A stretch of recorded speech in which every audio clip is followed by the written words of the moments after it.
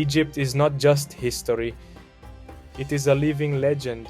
If we listen closely, we can still hear the voices of pharaohs, the chants of priests, and the footsteps of generations who shaped civilization. The sands may shift, but Egypt endures. The question remains, what will the next chapter hold? Egypt, a name that echoes through millennia, a land where the Nile River's floods gave birth to the world's first great civilization, where pharaohs ruled as gods and where pyramids, temples, and lost treasures tell the story of human ambition. From the mysteries of the pyramids to the rise and fall of empires, from Tutankhamun and Cleopatra to the modern revolutions, Egypt has been at the heart of history for over 5,000 years. A land of innovation, conquest, and reinvention, shaping not just its own destiny but the world's. Join us as we unravel Egypt's epic story, from its ancient wonders to its modern legacy, one chapter at a time. Before the pyramids, before the gods of Egypt, there was a time when the Sahara was green. Over 10,000 years ago, vast savannas stretched across North Africa, teeming with life. Nomadic hunters painted giraffes and hippos on cave walls, leaving the first whispers of civilization. Then, the climate changed. The rain stopped. The desert claimed the land, but the Nile, the eternal river, remained, a lifeline in an unforgiving world. Here, along its banks, the first Egyptians built villages, tamed the wild, and began the journey that would lead to history's first great nation. By 6000 BCE, farmers cultivated emmer wheat and flax, using sickles tipped with sharpened flint.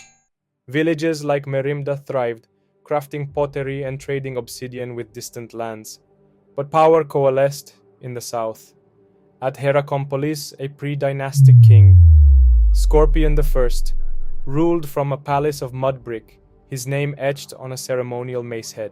Meanwhile, in the north, Lower Egypt's Delta kings wore the red crown, trading with Mesopotamia.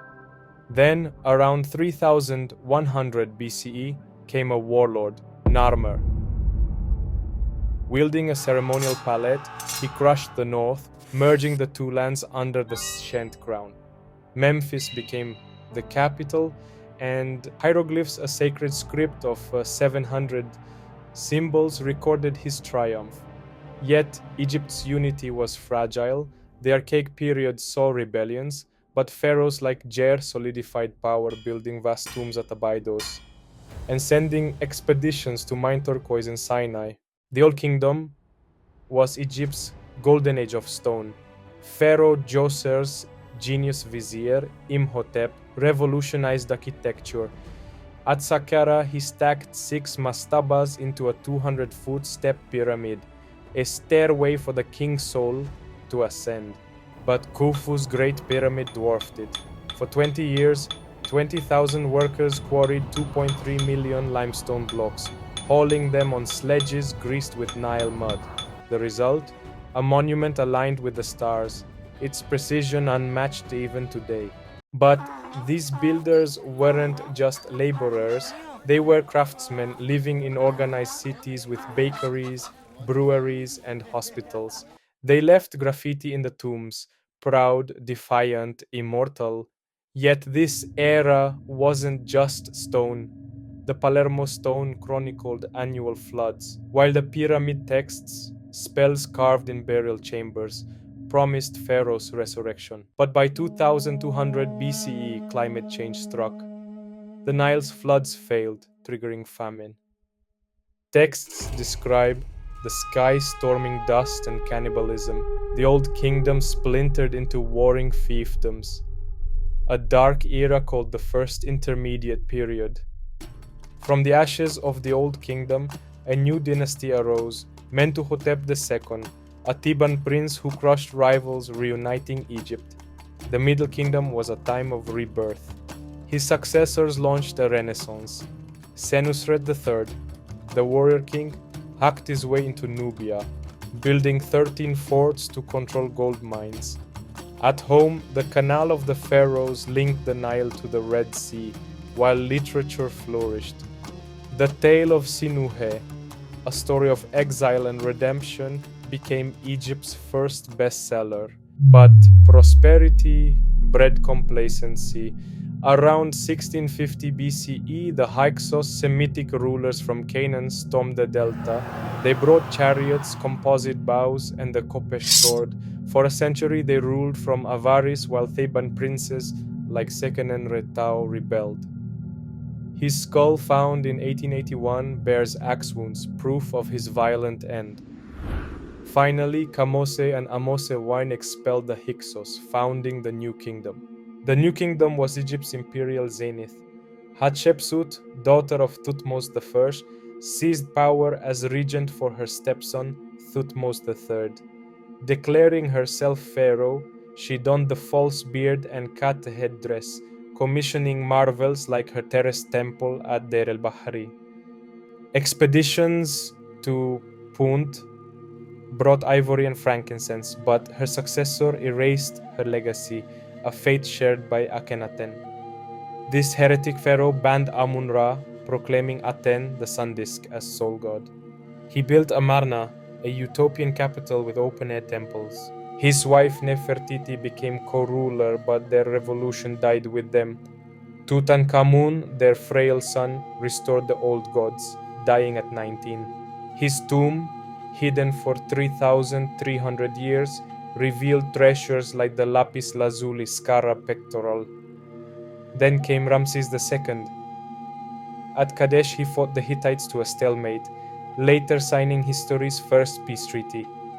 He built Abu Simbel, with Colossi guarding the Nile, but after Ramses, decline loomed. By 671 BCE, Egypt was a shadow. The Assyrian king Esarhaddon sacked Memphis, followed by Persia's Cambyses II in 525 BCE. Yet Egypt's mystique endured.